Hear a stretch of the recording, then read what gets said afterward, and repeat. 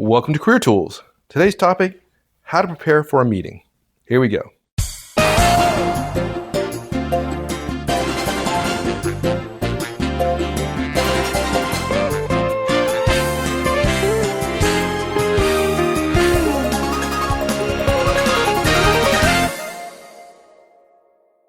It's amazing to me that we're actually going to, well, I shouldn't say amazing to me, but it is disconcerting a little bit that we have to talk about preparing for meetings. People talk to us all the time about the number of meetings they go to, and they complain about it, but you would think, given the number of meetings we go to every single day, we would be doing this terribly well. This is almost the exact opposite of the Christmas rule, right? Which the Christmas rule being we only do it once a year, so we're pretty poor at it. Right. This is something we do, according to many of our listeners, we do all day long, every single day, for every day of the year, so we ought to be good at it. This is one of those places where Manager Tools and Career Tools, we're counterintuitive. Actually, it's not really counterintuitive. We're just countercultural. I was talking to somebody the other day, and they felt they had too many directs. I want to say, actually, it was at our London conference, maybe one of the other conferences, and I was surprised. They said, well, I have 20 directs, and so I can't do one-on-one per week for everybody. I said, well, actually you can. I have as many 23. But that said, our general rule is about 15 before you go to once every 2 weeks. And I said, so I recommend that you go to once every 2 weeks for everybody. And this other person chimed in and said, well, no, Mark, that's wrong. You're telling him wrong. He should change his structure. He should get the company to change him and give him team leads or something so the structures are right. I said, look, this is not ideal world career tools. This is real world career tools and manager tools. And the fact is most managers can't change the structure of their team. Some can. Many more can probably than think they can. But I would be willing to bet that less than 20% and almost 1% or less of frontline managers can actually change the structure of who reports to them. Because essentially what they're doing is creating other managers, right? They can't do that.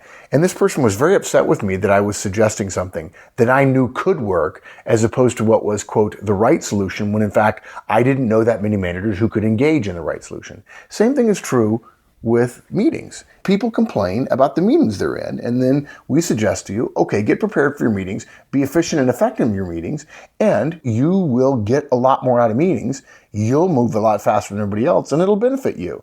And people get upset at us and say, no, you should move to abolish meetings. I said, well, no offense, but there have been a lot of people bigger than us who tried that. It ain't happening, right? It's not happening. You are not going to abolish meetings. In fact, as much money as companies pay to have people housed in the same building, implying that proximity matters, by definition, face-to-face communication matters, you're going to have meetings. Meetings will never go away. There are people who say, oh, I love telepresence and it's a fabulous technology. And yet still people want to meet face-to-face throughout the day. So this is a case where we recommend you spend a little bit more time and you become much more effective on the realistic world that we live in, which is most people are meetinged out, as they like to say. Yeah. So yep. Agree. And the fact is, you go to meetings all the time. So even if you're not good at preparing now, you follow this advice, you'll have plenty of time to practice it. Practice. And you're going to get really good really fast. So 4 key recommendations we're going to make today. Number 1, you've got to get all the available information for the meeting. And unless those of you who are high D's and high I's go, oh, I don't want to prepare, I don't want to get ready, it's going to take a few minutes. There's not that much of available information 99% of the time, so this doesn't take that long. But you ought to dot your I's and cross your T's. It'll take 2 minutes, and it'll save you 15 to 20 minutes in the meeting, or in those meetings that you miss or are late or unprepared for. Number 2, and numbers 2 and 3 are really the crux of this meeting. The crux of this recommendation. The underlying theme of this recommendation we've got on preparing for meetings is simple. We want professionals who are listening to change their approach from attending to contributing at meetings, rather than attending a meeting where you're essentially allowing the meeting to happen around you and you're filling a spot and you're staying out of trouble. We're suggesting you ought to decide what you want to do and you ought to get that done. And that's the difference between attending and contributing or participating. Number 2, our second point is know what you want to achieve. Decide what the meeting's purpose is for you. And if the meeting has no purpose, don't go. And then the point number 3, work out exactly how and what your contribution will be. And then look, Number 4, it sounds very simplistic, very pedantic, but folks, even you high D's, high I's, put some time on your calendar to do the necessary pre-work, even if it's just 5 minutes. Being prepared, being ready is a more effective way to go through all the meetings that you're going to have to go through because you can't change them. Exactly. Good. Okay. So first point, get all the available information. Well, this is like any other activity. Without information, it's impossible for you to plan. We can't prepare our contribution, as you so stated, and we can't use our time effectively. Meetings are no different than any other activity. Now, in a perfect world, in my Manager Tools world, everyone would follow the Manager Tools effective meeting protocol, and we wouldn't have to hunt down information about meetings. But unfortunately, we don't live in Mike's perfect Manager Tools world. Yeah. And so very often, there's no agenda. There's no attendee list circulated for the meeting. We don't know who's going to be there. We really have little other clue other than maybe a subject of an email that went out. And, folks, we're about to recommend you hunt down the agenda and the attendee list. Okay? It is normal professional behavior, reasonable beginner-level professional behavior to have an agenda, to have an attendee list. Just so you know, if you're going to meetings and there is no agenda and there is no attendee list, actually, very few meetings don't have attendee lists, and very few meetings do have agendas. So there's probably an agenda list or attendee list out there if there's not an agenda. But even though very few do, that doesn't mean that the standard has become the professional standard, because the professional standard requires both. But what's interesting about this is you might be thinking, well, this is extra work and so on. Lest you go down that path, I have one recommendation for you. This could easily be an executive tools cast, because this is how executives plan their days. They prepare for meetings they're attending. They know who is coming. In fact, it's not unusual for one executive to say, "Are you going to the meeting?" And the other executive goes, "Who's coming? Who's invited?" That matters.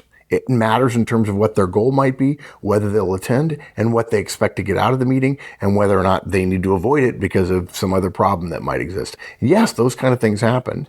And the fact that you are unprepared for meetings now doesn't mean that having more meetings for which you are unprepared will make you good as an executive if you get promoted and get even more meetings than you have now. Executives prepare for meetings. They know what they're going to say. They know who they're going to say it to. They go to the right things in advance, go to the right people in advance to get the right things done, and so on. But look, let me just go back. So my point there is, this is executive behavior. If you're dismissing this, you're missing the point. This is how executives live. It's part of being a professional executive. Okay? Now, it is reasonable for you to expect that if you're asked to attend a meeting, the agenda and attendee list exists somewhere and will be shared with you in advance. Okay? Now, we're not suggesting you go hit somebody over the head and say, "You owe this to me." Although, frankly, for most of us, please, folks, the attendee list is on the email that you got because it'll show, who the email went out to, okay? But lacking that, if it's not included in the invite, go by the cube or go by the office of the person who requested the meeting and just be polite and say, "Hey, thanks for inviting me to the project meeting. Just so I can be prepared, what do you want to cover to this meeting and what do you need from me?" Okay? You could do that by email. We do recommend calling or visiting because it gives you an opportunity to have a discussion, not just about the agenda, but also about the attendees. And hopefully you can ask them, which is not necessarily in the agenda or the attendee list, although true agendas generally do have the purpose of the meeting included. But you can ask them what they hope to achieve and what input they need from you. It's much easier to make that a single conversation than a series of back and forth emails. Yeah. If you put meetings together and you've had to run the meeting, it is infinitely better, and it feels just it's a load off of someone's shoulders. Oh, but people aren't, I know what you're going to say, but people aren't thinking that, right? They're thinking, I don't want to go pester the meeting planner. I don't want to go pester the meeting requester, right? Yeah, That's the thing. Oh, no. He doesn't want to talk to me. He's too busy. And yet you and I are both thinking exactly what you're going to say, which is, I'm sorry, interrupted. Go ahead. Yeah, so he or she is stressed about putting on this meeting. They don't feel they have a lot of support, right? Generally, often, or power, power, right? And so somebody come up to them in this polite, friendly tone, and kind of intimate, hey, look, I want your meeting to be a success. I'm only asking you these questions because I want to know what I can do to help. Yeah. That's just a wonderful feeling. Yeah, exactly. Look, and if you're thinking, oh, well, I'm going to meetings that my boss is calling or somebody else is calling, if the person who called the meeting is more senior than you may not want to ask them directly, and we respect that.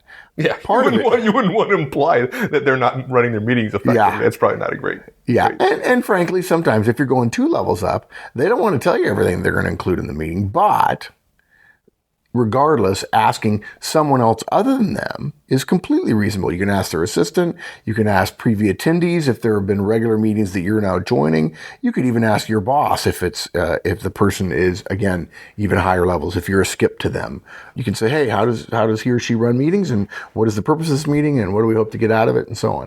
And by the way, don't be satisfied with, well, we're just going to get an update, okay? Because generally speaking, there's something a layer deeper that's going on. And often when it comes to learning everything in today's projected world where everything seems to be a project and there are timelines and deadlines and so on, I bet you for virtually every meeting you attend, there is some web-based or electronic depository of documents about reporting and status and timelines and deliverables and deadlines. And knowing that stuff before the meeting, even if you didn't prepare the report, will help you be effective in the meeting later. So make sure you get all the available information, not just agenda, not just attendees, not just invitees, but also supporting materials. And generally speaking, they're not going to be that hard to find. Right. Okay, so once you have all that information, I'm surprised by the number of people who don't ask the simple question of, okay, what do I want to achieve at the meeting? I completely agree. I think, I called it attendee versus contribution, but really it's almost passive versus active, right? You go into the meeting, you're invited to the meeting, go into the meeting. Everybody hates the meeting. They go in and they literally define themselves as an attendee, right? I'm here. While at the same time, when they run meetings, they want people coming ready to brief, ready to question, ready to update, ready to commit, ready to deliver, all those kind of things. And we literally sit across almost as if 2 sides of the table. One side is the attendees, all passive, and the other side is the meeting planner, very active. But if the meeting planner doesn't have an agenda, right, strike 1, and it's not clear what the purpose is, strike 2, it's really hard. All these passive people sitting across from you, you're just not going to get anything done. So you're totally right. You have to set a standard. What do I want to achieve out of the meeting? And if you ask that question, you have a chance to go from passive to active. Well, you would think people would ask this question. We get told all the time how much time people spend in meetings. So if you're spending 3/4 of your day, at least, according to what people tell us, in meetings, then this is work, right? And that's one of the fundamental questions you have to ask. You have to ask yourself about work. What do I want to achieve today at work? Well, if 3/4 of your time is in meetings, well, that question applies. Exactly. And now, look, there are 2 ways you can look at this. For some of you, you're thinking, well, I'm just an attendee. Okay, that's part of the problem. But let's go to the other extreme. If you have a significant role in the meeting, if you have a proposal to make, or if you have a decision to get, if you're the briefer, and if you do, please listen to our Pre-Wire podcast, right? It's easy in those situations to work out what you want to achieve. But if you're the most junior person in the room, or it's a standing meeting, maybe you don't have a lot of input, but you're required to listen, finding a goal for you during that meeting can be harder. I will say it can be harder, but you can do it. And it starts by asking yourself, what am I supposed to do in this meeting? If you're just supposed to attend, you're wrong.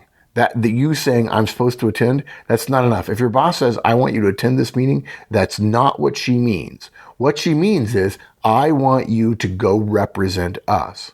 And representation means listening and taking detailed notes that are valuable to the boss. And secondly, potentially defending or supporting or vocalizing your boss or somebody else's position on something. Now, it may be that you can't support it or vocalize it precisely, but you can stand up and say, look, I feel like that's my responsibility. I'm here for my boss. I can't honestly say I have the answer to it, but I want you to know I'll get back to you. And that may be very well the placeholder that your boss would expect you to serve or expect you to do, when in fact, They sent you to the meeting knowing you can't do everything, but they also know they need somebody to say that in the meeting. And if you don't say that because you're passive, because you're just an attendee, because you're not trying to contribute, then you're letting your boss down and you're not achieving what he or she wants you to achieve. Now, look, you can make it as simple as my goal is going to be, you could say, I want to take notes on how the meeting is run. You could watch how your boss or somebody else handles presenting or answering questions. You can literally learn a lot in the meeting by watching how others work. And that can be your goal if you haven't been able to figure out how to change from attendee to contributor. Okay. Look, Wendy and Maggie often attend client calls with Mike and I in the background to take notes on actions and deliverables. If you ask them, they will tell you they do not contribute verbally to the calls, but they learn a lot from the way Mike and I talk to clients, and they can use that to support us in terms of our client work operationally or in terms of delivery and content and ideas and so on. Yeah. Now, it's not enough to simply determine what you want to achieve, right? Because there's this other part of it. You talked about it as contribution. You have to work out what your contribution is going to be. What are you going to give to the meeting? How are people going to remember you? And look, folks, people do remember you, even if you don't open your mouth. How many meetings have we been to? We're sitting around a table with a bunch of executives, and we're doing kind of an after-action report afterwards, kind of talking about the meeting, what happened. And we'll often go like, do you see that guy over there? Not saying anything. You didn't say a thing. Right. Right? I mean, that sticks out. Yeah, to me, that's a case of somebody missing that they are now in a meeting that's being professionally run and managed, and they go through most of their meetings attendee and passive, and they didn't catch on that this is a different type of meeting. We are always surprised, and in our business we ought not to be surprised too often, but nevertheless we're always surprised when we're places and we're talking about hot washes, for instance. At the end of the day, let's talk about how things go, how things went today, and people are stunned that we learned that in the military, and that it is not unusual for the most junior person, junior leader, junior sergeant or lieutenant or person in a unit to speak up. It has a professional obligation to speak up, even in fact, if he is, no offense, throwing some senior person underneath the bus, right? Saying, well, we missed this. We should have scouted this and we didn't. Because of that, we lost this platoon or we lost a bunch of equipment or what have you. And if they're aware of it and they don't speak up, and it's found out later that they were aware of it and didn't speak up, they'll get a much harsher punishment, if you will, than they would from the boss for speaking up during it. And that's not to say they would get punished for it, but they'll get in trouble after the fact for not speaking up, right? And yet here we've got professionals making tons of money and very successful and having hundreds of people working for them and literally coming into meetings and sitting there passively and not contributing and thinking. And frankly, there are some of them, the most cynical thing I can say about this, they're thinking, that was a completely successful meeting. I went to the meeting. I said nothing. I owned nothing. And I didn't upset anybody. Literally, we define success as the absence of anything happening. Right? Well, he or she could have achieved that by simply staying home that day. Right, exactly. Right. And then they wouldn't complain about being busy so much. There you go. Yeah, so look, in a lot of cases, you're going to have a role, okay? And as Mike says, look, we hope you're not going to meetings when you're completely superfluous. That doesn't make any sense. Your role might be to give an update. It might be to contribute ideas, to present a proposal, or to take notes. Whatever it is, make sure you're clear about it and how you're going to go about it. I mentioned before about pre-wiring. Even if you're not presenting a proposal, even if you're not expecting a decision to be made on that proposal, conferring with the person who convened the meeting and other attendees about what you're going to do and how you're going to do it ahead of the meeting increases the likelihood that you're going to be successful in the meeting. It's amazing to me the number of people who go and they feel like they have to go to the meeting. Okay, we could argue about that here, but let's not. They really haven't defined a role for themselves, and they sit there, and a particular proposal is being discussed, and the executive at the head of the table then leans over to John and says, "Hey, John, what do you think?" Yeah, and their host. And they're completely gone, right? They are so attendee, so passive in their head, not professional, not contributing, not a contributor to the meeting, just literally wasted space, wasted oxygen, if you will. And sometimes meetings need all the oxygen they can get. And they expose themselves in that moment. And they know that they're exposed. Oh, absolutely. And they try to backpedal and just say, well, and then they talk like sportscasters on or newscasters on TV when they're live on the air. They say 500 words and only 10 of them are relevant. And please, folks, don't write me emails and tell me that that's true for me as well. I know it.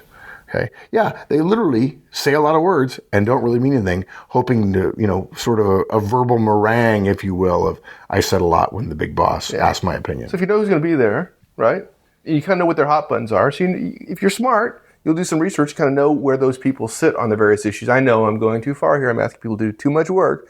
But if you know what the agenda, these are 5 topics being discussed, you know who's around the table, you can find out what their positions are, and be prepared when you're asked your opinion, how you're going to answer that.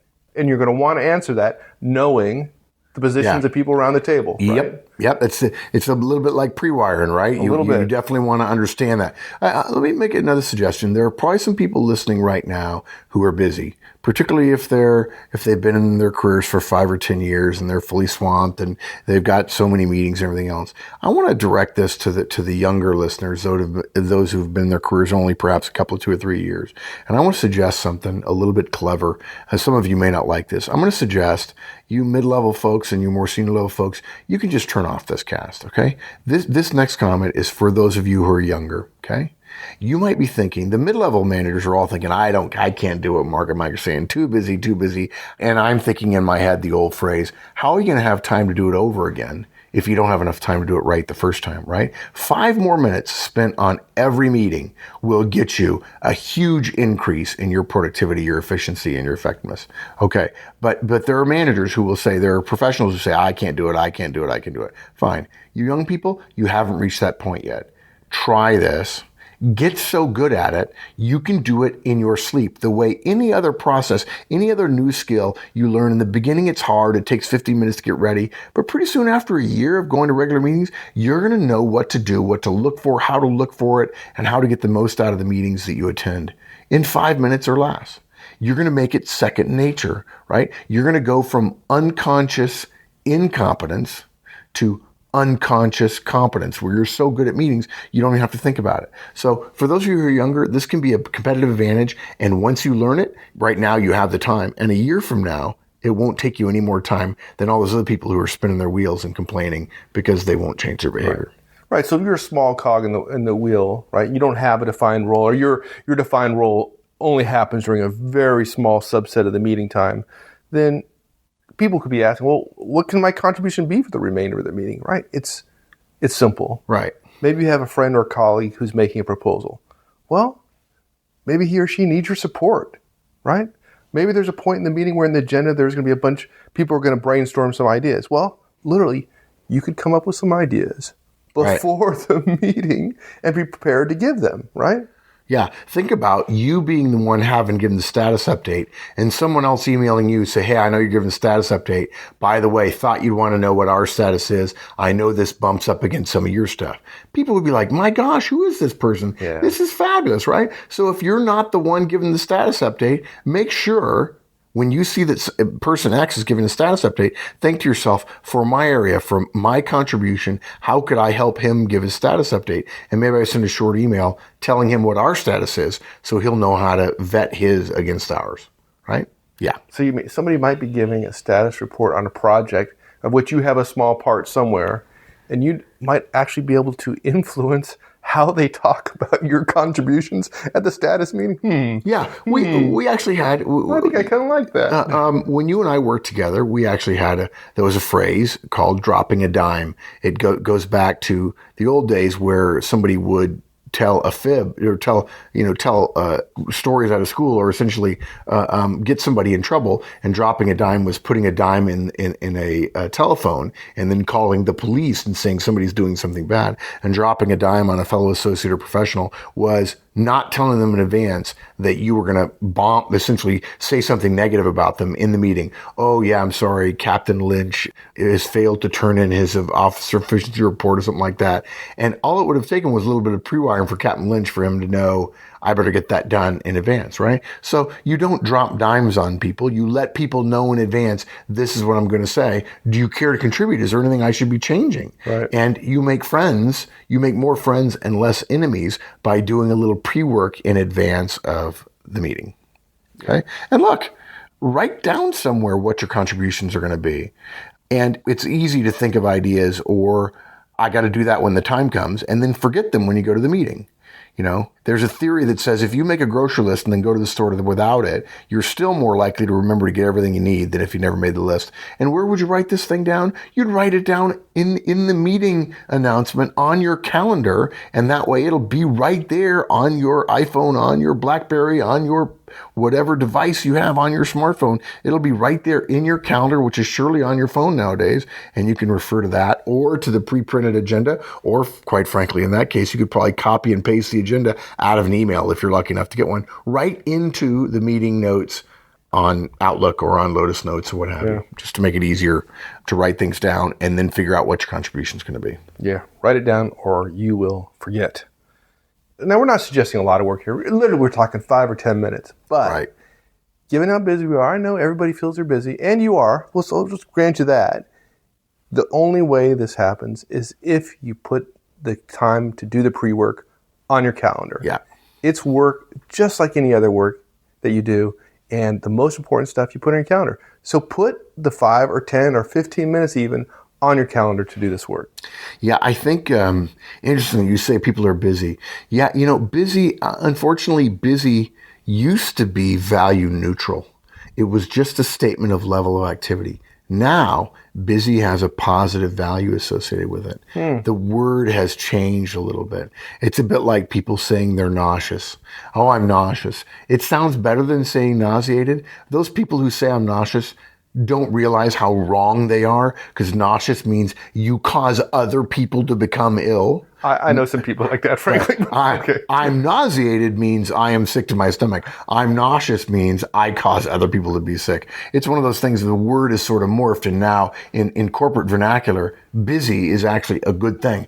And partially that's because more senior people have more to do and they, generally speaking, work longer hours and so on. That aside, if you think you're busy, and you think that's a defense, recognize that any positive association you have with the word busy is inherently wrong. Busy is a measure of activity, but if you're running in the wrong direction, being busy is a really bad thing. You have to have some value context in order for busy to show itself as being good or bad. And frankly, in most managers, in most professionals' cases today that I see, busy is bad, believe it or not. So don't try to defend yourself in this case by saying you're busy. Now, look, as Mike says, you only need 5 to 10 minutes. If you don't schedule the time and a buzzer doesn't go off, an alarm doesn't go off, you begin reacting to every crisis, you get email, whatever, you're going to do some phone calls before the meeting, and suddenly 3 minutes before the meeting starts, you remember you've got something else to do, or you're not ready for the meeting. So, take 5 or 10 minutes, put it on your calendar, and leave a previous meeting early if you need to get ready, or schedule the time in the morning. Have a half an hour at your desk in the morning and prepare for each of your meetings. Now, you may have to update it because in today's operational tempo, it would not be unusual the morning meetings cause changes in the afternoon meeting. But that said, if you're coming in early, you're taking a look at your email, going through your email really, really quickly first thing in the morning. You could also prepare for all your meetings in 5 or 10 minutes and be done with it in 30 minutes, a half an hour.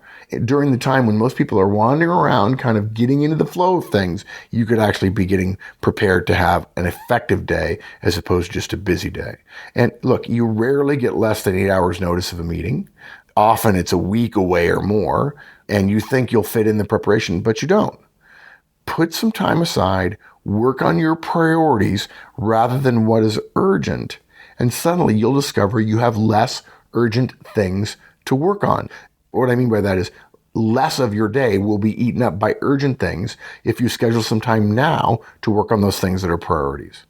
Working on priorities, scheduling your time, and then working on what you say you're going to do, knowing thy time, as Peter Drucker would say, is a highly successful career habit. It's as simple as that. It's the second chapter, of The Effective Executive, the best business book that's ever been read. And I think the first chapter is something like effectiveness can be learned, right? And then the next chapter 2 is know thy time, meaning the most important thing an executive does is know thy time. So good. So pretty simple. Get all the available information about the meeting, know what you want to achieve. Yep. work out what your contributions are going to be. And those two together, it's all about passiveness versus contribution. That's it. Passive versus active, right? And then put some time on your calendar to do the pre-work. Yeah. Look, meetings happen all the time. They're ubiquitous. They're poorly executed. We get that, right? You can't always influence the way the meetings run. We get that. You can always change the way you approach it. Be well prepared, increase your contribution, reduce your busyness, and increase your effectiveness all at the same time. That's the kind of thing that makes difference in careers. In small little bits, but over time, it's unassailable and you win. Yeah. I remember one time I went to a meeting. It was a god-awful waste of time. And one person showed up at the meeting and she was absolutely prepared. And she rocked. And I decided right then and there I was going to hire her. I'm going to be ready. Yeah. Yep. All right, my friend. We'll see you. Thanks, partner. Thanks, everyone. That's it for this week. Hope to see you back here again next week. In the meantime, have a great one. So long.